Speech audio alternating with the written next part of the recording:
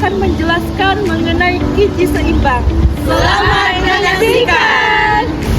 Baik teman-teman, yang pertama kita harus tahu dulu definisi gizi seimbang itu apa.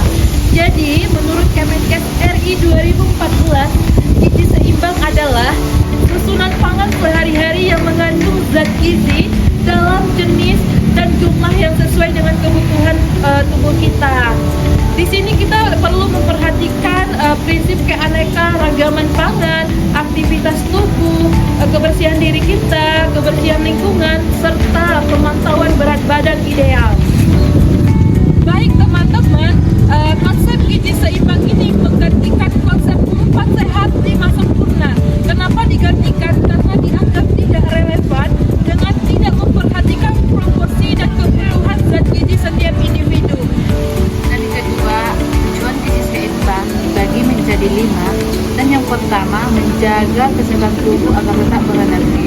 Dan yang kedua, kekurangan gizi. Ketiga, menunjang pertumbuhan perkembangan serta anak remaja secara optimal. Dan yang keempat, meningkatkan daya tahan tubuh terhadap penyakit infeksi. Yang ketiga ada prinsip gizi seimbang.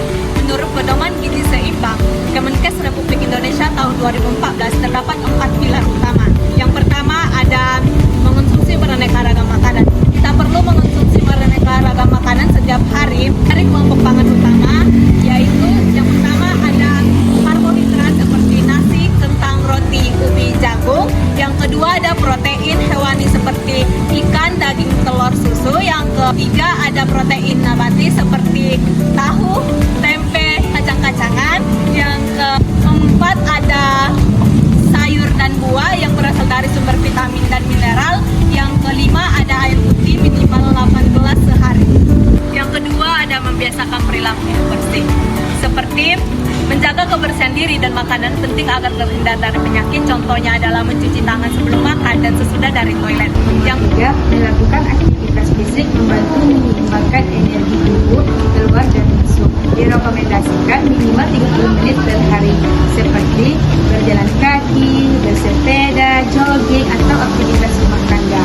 Nomor 4, memantau berat badan ideal. Kamu bisa menguji di rumus indeks massa tubuh yaitu 18,5, berat badan kurang 18 sampai 24,9, berat badan normal 25 sampai 29,9, berat badan berlebihan 30, berat badan obesitas. Yang keempat ada komponen zat gizi dan fungsinya. Yang pertama karbohidrat sebagai sumber utama tubuh.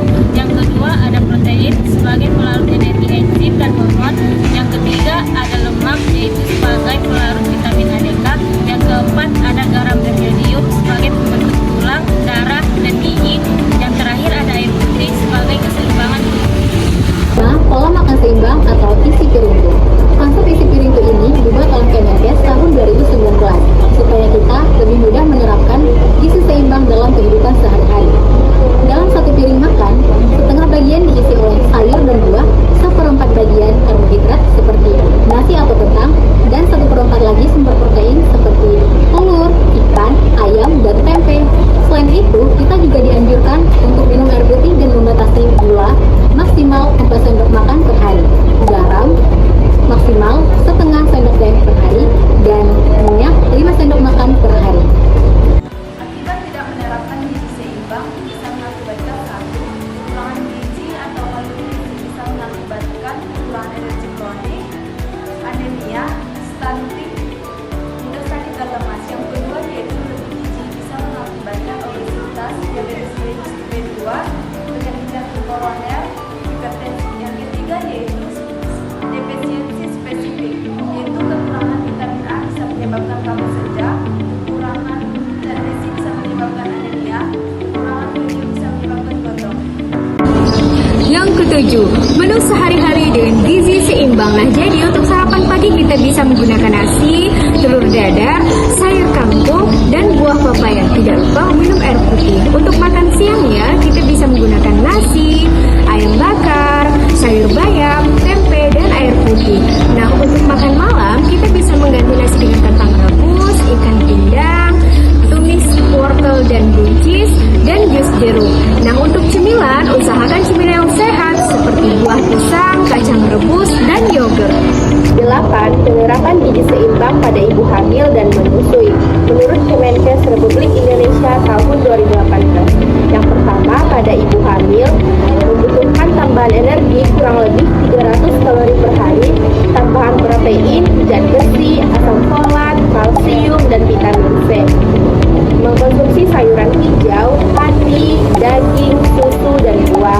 Sedangkan pada ibu menyusui membutuhkan tambahan energi kurang lebih 500 kalori per hari, sering mengkonsumsi minum air putih untuk menjaga produksi ASI, makanan tinggi protein dan zat besi penting untuk kualitas ASI. Upaya peningkatan kesadaran gizi di masyarakat. Yang pertama, edukasi dan penyuluhan tentang gizi seimbang. Yang kedua, program promosi gizi piringku di sekolah dan posyandu. Yang ketiga, pengawasan gizi anak melalui kegiatan pemantauan berat badan dan tinggi badan. Yang keempat, pembinaan pangan lokal yang